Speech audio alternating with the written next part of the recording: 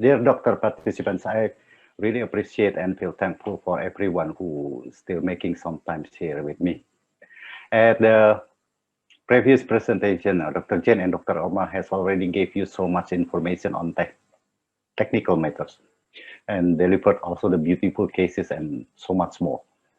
Actually, because Dr. Chen and Dr. Omar have mastering otherwise way better compared to me, so I will really hope both of them willing to help me respond to any input, any question from the participant related to the slides that I will show. And okay, modestly adding their presentation, my slide will showing humble cases on anterior veneer. It is only a simple before and after picture. Well, I think it's because otherwise veneers are indeed simple. Um, And doctor, the Edelweiss has been designed as such way to be integrated into my everyday dentistry right away. That can be fitted to day-to-day patient needs, and of course, helping back my patients smile during the time of this time of difficult and sorrow. I work in my small office in Jakarta with two operatory. There is no fancy tools, no high-tech or cutting-edge digital equipment. But what I intend to say is that a small clinic like mine with limited budget patients, we must always find an alternative to continue providing the best service for the patients. And at this particular condition like this, I rely on Edelweiss to still be able to provide a treatment and services to my patients at an affordable cost with optimum aesthetic result. Due to their customization, this advancement of Edelweiss can help a more significant number of patients to receive aesthetic restoration that are more conservative and affordable in single session. Sure, you, as Dr. Jin used to told me that you can always charge a higher fee for the procedure since you can rely on the aesthetic standard of this material. But no matter how much you charge, low or high, you and Edelweiss together can always deliver an aesthetic result. Let's not to be wait. All the following cases are done. All the following cases of me is done by November 2020 to January 2021 during the pandemic. But except the last case, it was on 2019. This is Magdalena. She is a salesperson. She need to smile and look happy every time she met her client. So she want to change the appearance of her front teeth. She didn't like her previous veneers. It looks bulky, and with her new veneer shape will look slightly slim. And yes, I did tell her that, and she understood with the width size dilemma of her original teeth. She's wearing an acrylic denture on 13, yeah, yeah, on 13, 14, and 24, 25, 26, and use clamps on tooth number 23. Then we continue replace her old veneer with Edelweiss veneers, and you can see the cuspid there on the left cuspid. If you can see the left cuspid, Magdalena specifically asked me to make her left canine, as he said, more prominent. It is a cosmetic reason. To me, this request is helping me instead, so I can minimize the denture clamps as well, adding a retention to her new denture. The This is the before and after of Magdalena. The Aligotama. Hey, this is going to be my last. The next case of Aligotama. Mr. Aligotama is my patient with periodontal problem, as there is significant bone loss and gingival recession due to the chronic periodontal problem.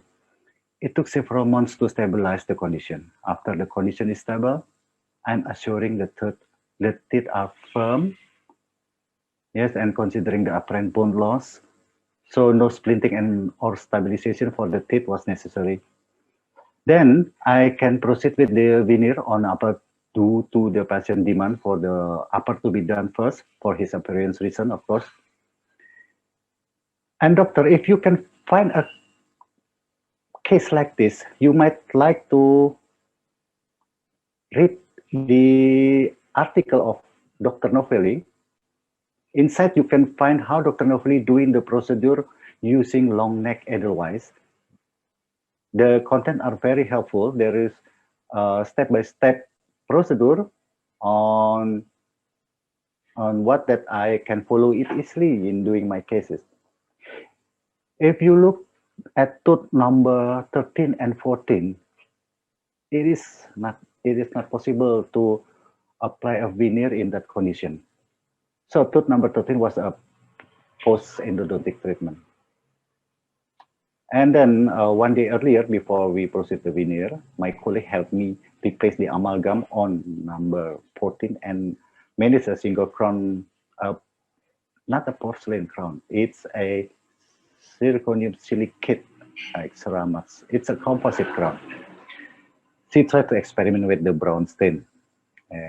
Here it is. Yes, you can see the brown stain, but I don't like the brown stain. But anyway, I don't have to worry anymore about the bite of tooth number 13. So this is the result. You still can see the blood there. And the next is the on porcelain crown tooth number 24. I decided in this specific crown, I decided to cover it with edelweiss to match the color with the rest of the veneer. I just roughing the labial surface, then continue the same procedure like when we doing a repair of porcelain restoration. We did the micro etching with hydrofluoric acid followed by edelweiss veneer bond. Edelweiss actually requires no sandblasting, nor acid etching, and no silent application for bonding whatsoever. However, the manufacturer recommends internal conditioning with a dedicated resin primer, the veneer bond, to promote chemical addition and increase the bond strength between the inside of the intaglio of the veneer and to the luting composite that we're going to put the luting composite on the surface of the dentin or the enamel. This case, there was to be no tooth preparation other than roughing the enamel surface using 3M flexi finishing disc. And I tried not to go near closer to the gingival margin. You can see, considering the long-term prognosis of his gingival recession history. A large size was selected for the central and canine, and the medium size I used for the lateral incisor and the premolar and the bicuspid. And this is the after. I think he looks happy with the condition, and I think it's okay.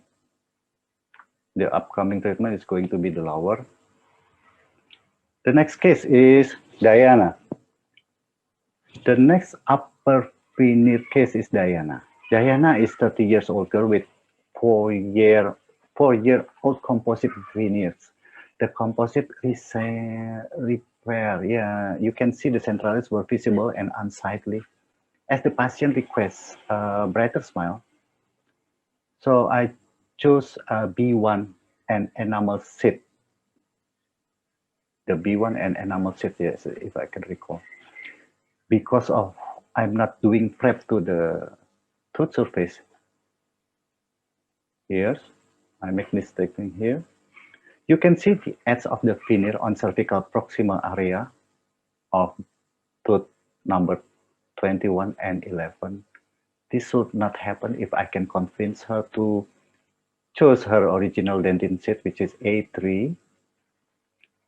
Yes, you might will suggest me to cover the proximal area using the same sheet of the veneer all the way to the interproximal, but I'm not going to do that because I'm worrying I could possibly compromise the gingival margin later in the future.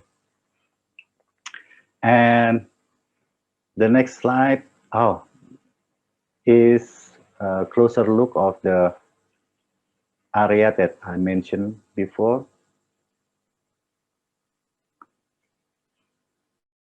Overall, she's quite happy and it's changed a lot of her face. It looks slender now. And this is Marbun. Marbun, she had a diastema,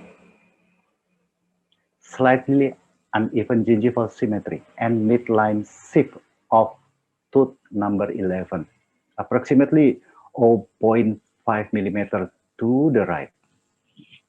After the gingivoplasty procedure, we wait for 1.5 weeks to heal, and we proceed with the Edelweiss, which we already determined the size before.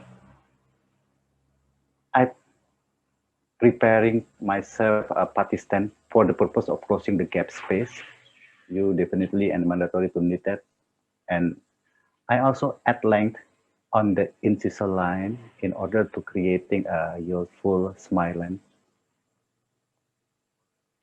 I chose L size to extend the length and custom trim the proximal slightly in order to suit the shape. No tooth preparation was carried out.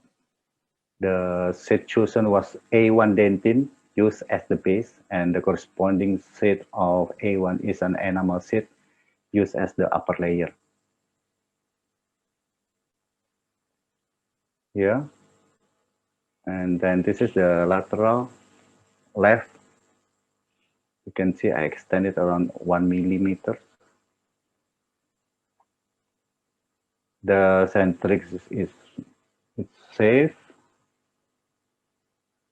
and then if you can see the before, actually what I really love from this case is that after Marbun had the relaxed and more confident, she smile better, and we can see the parallel line between the incisor line and the vermilion border. I cannot see it before. It seems Marbun gained her confidence better now because of her new teeth. This somehow released her from the psychological burden all this time because she tried to cover the teeth gap all the time she smiled. That made unconscious restraint to her lips from having her full smile. The last case is Maria Goretti Jeliha. Maria comes from one of Indonesian province called Flores.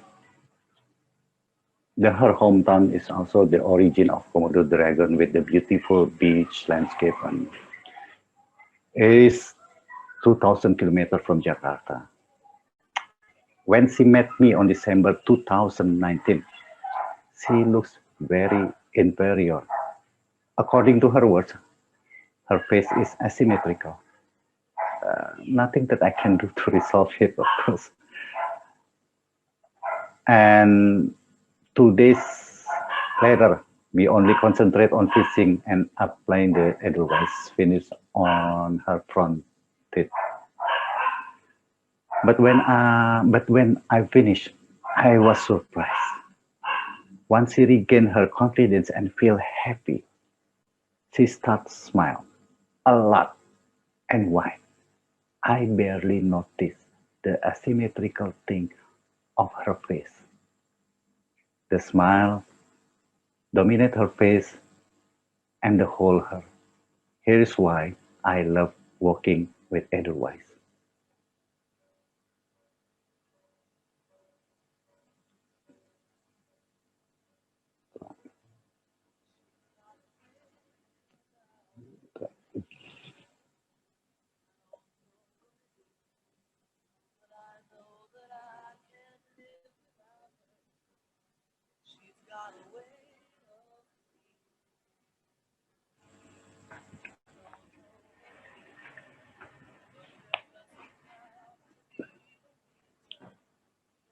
Ini enggak.